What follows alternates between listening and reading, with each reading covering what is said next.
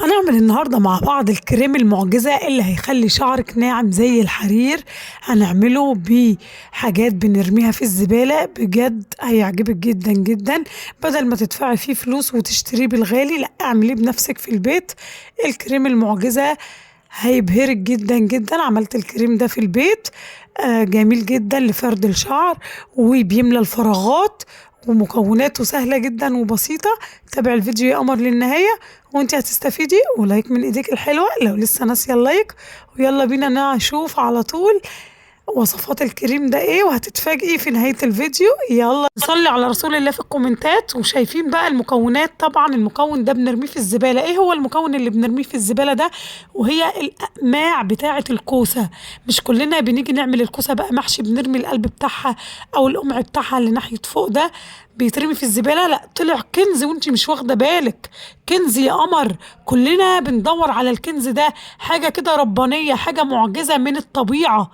هنضيف كده عليه كوباية من المية، وطبعا غسلاه كويس جدا ورفعته على النار عشان اسلقه. وحضرت هنا زي ما احنا شايفين كوباية وفيها معلقة كبيرة من النشا. تعالوا بقى نشوف مع بعض القمع بتاع الكوسة. ما شاء الله استووا وبقوا جاهزين معانا بالطريقة اللي انت شايفاها دي. انا حباهم يستووا اللي هو يبقوا مهريين جدا من السوى، يعني اهريهم قوي قوي قوي. وزي ما هم بميتهم كده هنهرسهم. سواء بقى تضربيهم في الخلاط، تضربيهم في الهاند بلندر، تهرسيهم كده بشوكة على قد ما تقدري تنعميهم. تمام كده يا قمر.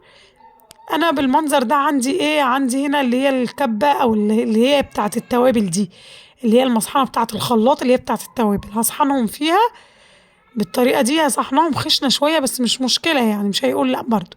ضفتهم تاني في نفس الحلة وولعت النار. والكوباية اللي انا كنت ضايفة فيها معلقة النشا، كوباية المية بمعلقة النشا ضفتها هي كمان عليهم. وابتديت ان انا اقلبهم على النار كده مع التقليب المستمر لغاية ما القوام تقل معايا بالمنظر اللي انت شايفاه ده. كده عمل قوام كريمي معايا. كده احنا حضرنا مع بعض الكريم. خلاص كده بقى جاهز معانا. اول ما غلى كده سبت دقيقتين كده على النار بعد الغليان. بعد كده خلاص طفيت عليه النار. وهناخده بقى كده ونبتدي ان احنا نضيف عليه زي ما احنا شايفين انا معايا اللي هي ماء الورد. تمام كده. هاخد منه معلقتين من ماء الورد. تقدري تستغني عنها لو انت حابة، بس بتدي ريحة حلوة للكريم. ومعايا كمان معلقتين كبار من زيت الزيتون البكر الخام. تمام كده. وهنقلب بقى الكريم كويس جدا. هنقله كده في بولة تانية. محدش بقى يتريق على الحلة لان الحلة دي انا مخليها للوصفات كده. تمام. هبتدي بقى ان انا اقلب الكريم كويس جدا كده. وهسيبه شوية يبرد. واول ما يبرد هحضر بقى معايا دي علبة كده كانت عندي فاضية. تمام. غسلتها كويس جدا. وبعد كده هحفظ الكريم في قلبها داخل التلاجة. تمام. يفضل انك تحفظيه في التلاجة. وهتاخدي بقى منه كده وتضيفيه على شعر يكون مندي مية، ويتمشطي بيه بقى شعرك، شعر بنتك. بجد تحفة، بيملى الفراغات وكمان بيعالج الهيشان. عايزة اقولك الشعر بيقعد يومين من غير ما يهيش بسبب الكريم ده.